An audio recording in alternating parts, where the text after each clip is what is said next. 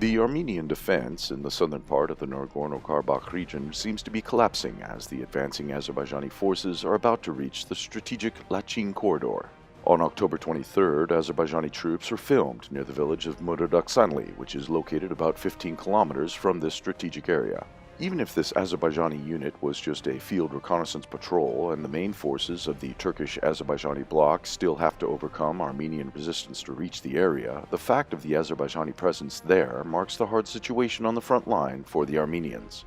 The Lachin corridor is a mountain pass within the de jure borders of Azerbaijan, forming the shortest route between Armenia and the Nagorno-Karabakh Republic, the Republic of Artsakh. The cutting off of Lachin will destroy the remaining hopes of the Armenian side to achieve a military victory in the ongoing war.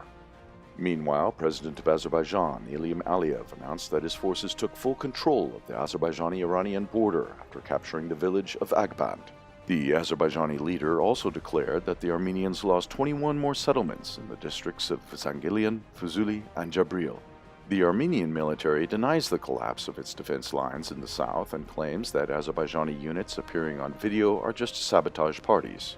According to the Armenian side, various Azerbaijan troops tried to advance in the western, northern, and northwestern directions, but all these offensive attempts were repelled. The Azerbaijani military allegedly suffered heavy losses. The Armenian side insists that the towns of Hardut and Huzuli are in fact not in the hands of Azerbaijan.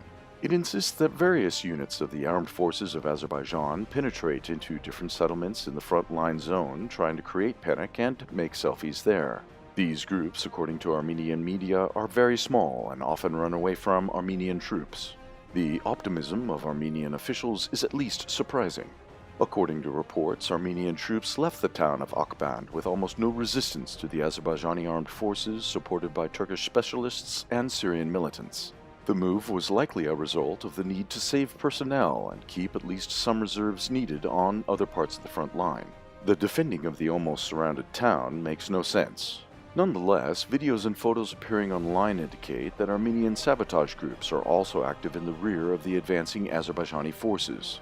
In that area, if they have enough supplies and weapons, they would be able to deliver painful blows to the logistical convoys of the Turkish-Azerbaijani bloc. It is likely that his activity is a formal pretext behind the statements of the Armenian Ministry of Defense that Azerbaijan has not gained full control over the border with Iran. Forces of Azerbaijan continue to take control of settlements and villages in the south of Karabakh.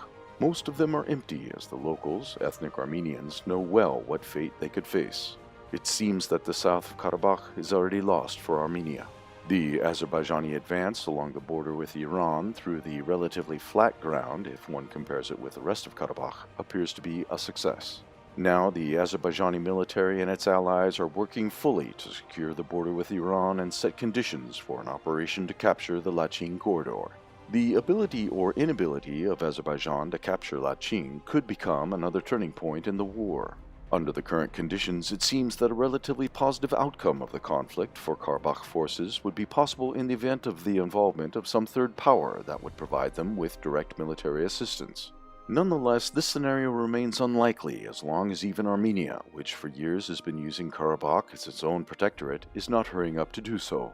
Some Armenian sources even claim that the Pashinyan government, oriented towards the West and NATO, has just opted to sell the contested region to Azerbaijan under some formal pretext to remove the unresolved territorial disputes factor and open a way towards the further democratic transformation of Armenia that it desires so much.